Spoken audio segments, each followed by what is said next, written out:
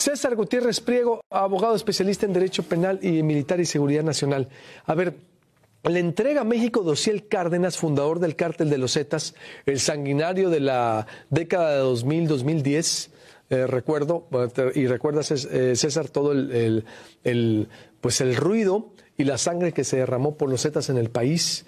Hay un libro muy bueno que lo recomiendo de nuestro querido amigo Diego Enrique Osorno, La Guerra de los Zetas, fascinante para saber lo que se vivía en ese momento del calderonismo y cómo la economía y los muertos también, de entre más sangre íbamos ganando. Buenísimo el libro, La Guerra de los Zetas se llama, de Diego Enrique Osorno.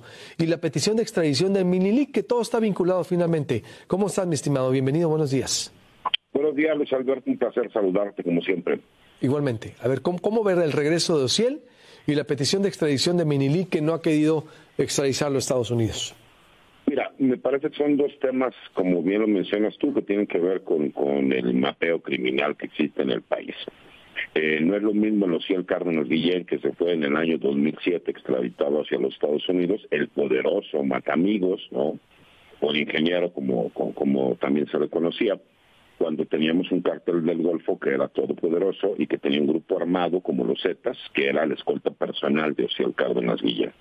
A el cártel del Golfo que conocemos al día de hoy, que obviamente está sumamente fracturado, pero que sigue teniendo capacidades económicas, políticas y de movimiento. Y que pues es sabido que los líderes siguen siendo familiares directos de Dosiel Cárdenas Guillén. Incluso hace poco un juez concedió a su sobrino, a quien se le conoce como líder de este cártel del Golfo, que no solo no fuera extraditado hacia los Estados Unidos, sino que tuviera un cambio de medida cautelar para poder llevar su proceso en libertad, y que solamente tiene que ir una vez a la semana a firmar con el presidente municipal de Matamoros, Tamaulipas. Y me parece que para las personas que dicen que por qué se aceptó el que Dosiel Cárdenas Guillén viniera a México, pues es que no es que México acepte o no acepte, él es ciudadano mexicano. El gobierno de los Estados Unidos lo deporta después de haber cumplido con una condena de poco más de 17 años, y por supuesto que cuando llega a México, pues hay todavía, en su momento eran averiguaciones previas en donde se le imputaban a él ciertos delitos. Y recordando también que él estaba cumpliendo con un proceso en México, no te quiero mentir, no sé si existía alguna sentencia, pero sí en un proceso por delincuencia organizada. Por lo mismo se ejecutaron las órdenes de aprehensión y fue trasladado al Centro Federal de Adaptación Social número 1, que es allá en Almoloya de Juárez.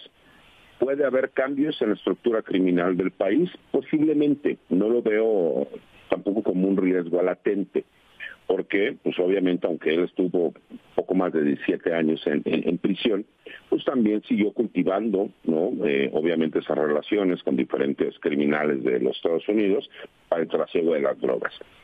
Pero me parece que incluso en el análisis, pues no es lo mismo el poder que tenía este personaje hace 17 años al que puedan tener el día de hoy, cuando nosotros incluso vemos, ¿no?, que se están peleando el estado de Tamaulipas diferentes facciones de lo que en su momento fue el cártel del Golfo, y que incluso hemos visto incursiones del cártel Jalisco Nueva Generación y del cártel de Sinaloa, ¿no? Entonces me parece que el gobierno está al pendiente, sabe que tiene que estar previniendo cualquier situación que se pudiese llegar a dar para que no hubiera un movimiento drástico respecto a lo que es el control territorial en el estado de Tamaulipas y en los estados aledaños, que es donde es el centro de influencia del cártel del Golfo. En el caso del Minilic, me parece que ahí sí la situación es completamente distinta. ¿Y a qué me refiero? Yo estoy en el entendido de que la detención que se lleva a cabo del Minilic por parte del Buró Federal de Investigaciones, que es el FBI, tiene que ver con el trabajo de información cruzada que existe en México y por el cual se pudo llevar a cabo pues, varios decomisos de fentanilo en los últimos días. Y que a su vez, pues al cruzar esta información con el gobierno de los Estados Unidos, en específico con el FBI, pues pudieron dar con la detención. No es casualidad que lo haya detenido el FBI y no la DEA. Me parece que ahí el hecho de que el gobierno mexicano esté solicitando la extradición de este personaje para que venga a cumplir, ¿no?, con esta orden de aprehensión que ya existe por el asesinato de un periodista, como Javier Valdés, pues es sumamente importante, porque imagínate el mensaje que se podría dar por parte del gobierno mexicano de que la impunidad, que es uno de los problemas más graves que ha existido en nuestro país, pues no va a seguir sucediendo en este sexenio, y que además a un periodista conocido, ¿no?, por su arduo trabajo, su trabajo de investigación, pueda darle justicia, pues me parece que es trascendente. ¿Cuál es el problema que yo veo aquí, mi querido amigo? Pues el hecho de que el gobierno de los Estados Unidos esté dispuesto a que se pueda llevar a cabo esta orden de extradición. Fue muy lamentable escuchar al fiscal general de la República salir a decir que casi les ha rogado para que no lo extraditen, pero pues que ellos no lo quieren hacer porque es un testigo colaborador, ¿no? Pues les ha dado mucha información en contra de los cárteles de la droga mexicanos, y en específico contra el cártel de Sinaloa, que es el cártel del Pacífico.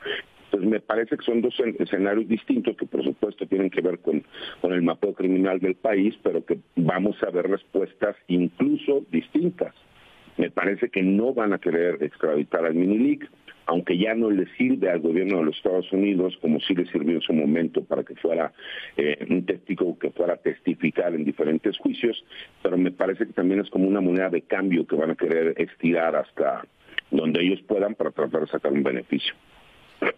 Sí, y sin duda. Y además la posición de Estados Unidos, César, que viene también a coincidir con lo que ocurrió con el Mayo, ¿no? De no querer dar información, o de ellos administrar la información e ir a sus ritmos, hacer lo que ellos quieran. También eso es delicado. Con la llegada de Donald Trump vamos viendo cómo se pone esto. No, hombre, y con el embajador que nos están mandando a México, ¿no? Exacto. Hay que recordar algo: no hay exmilitares y no hay exagentes de la CIA. Hay militares retirados, y pues hay agentes de la CIA que a lo mejor están cumpliendo ahora otra función, ¿no? Y él ya tiene un antecedente como embajador que fue en El Salvador, y todos pudimos ver pues cómo fue el cambio drástico de la política criminal de El Salvador con Bukele, y me parece que es lo que tratarían de buscar hacer en México. Lo que sí es que me parece que el trabajo que estaba realizando el gobierno de México, bajo las instrucciones de la doctora Claudia Sheinbaum y del secretario de Seguridad y Protección Ciudadana, Omar García Harfuch, ha dejado en buenos ojos con el gobierno de los Estados Unidos. Incluso que podamos ver que ellos mismos reconozcan, ¿no?, el decomiso más grande en la historia a nivel mundial de fentanilo, pues es un hecho pues que me parece que deja bien parado al gobierno federal. Eso no quita que ellos tratarán, ¿no?, de imponer su agenda de seguridad a nuestro país, y me parece que ahí sí tendremos que ver cuál es la forma que políticamente pueden ellos tratar de llegar a un acuerdo que no lastime a lo que es a México como país, porque la política criminal se va a seguir llevando a cabo. Los trabajos coordinados, hemos visto los resultados que se han estado dando, que hay que reconocerlos. Por supuesto que va a haber pifias como la que acabas de señalar, ¿no? Nada más como mención, hay que recordar que aunque la Guardia Nacional acompaña para que se lleve a cabo la detención de este presidente municipal, pues son los elementos de la Procuraduría de Justicia o de la Fiscalía General de Justicia del Estado de México, ¿no? Y que incluso hay que recordar que hay un video cuando están deteniendo un jefe policíaco que se suicida o lo suicidaron, ¿no?, porque no tenemos esa certeza, que es porque no manejan bien los protocolos. Y también, así como se reconoce cuando hacen bien el trabajo, pues hay que reconocer que no poder ejecutar una orden de aprehensión pues es una pifia tanto de la Fiscalía como de la Guardia Nacional. No, sin duda, pero el quemón ahí está, pues, y no se distingue entre quién sí y quién no, pero ese es el reto que tenemos. Estado de Derecho, y vamos a ver ahora sí cómo se desarrolla con el representante que nos mandan y con la llegada de Trump. Te mando un abrazo, César. Creo que ya no nos vamos a hablar, y te deseo lo mejor para el próximo 2025, y seguiremos, por supuesto, colaborando y apoyándonos en ti. Igualmente, querido Luis Alberto, y saludos a todos tus paisanos por allá. Hace poco estuve y la verdad es que es un lugar hermoso, precioso. Los mariscos son de lo mejor que puede haber y la carne ni se diga. Te mando un abrazo fuerte. ¿Aquí en Hermosillo estuviste? Anduve en Hermosillo, anduve en Guaymas. Me parece que me anduvieron paseando por todo el estado, pero la verdad es que la pasé muy bien. Ah, qué bueno, me da mucho gusto. Ahí al otro te reportas para invitarte, por supuesto, por acá. Fuerte abrazo. Un abrazo. Igualmente, mi querido César Gutiérrez.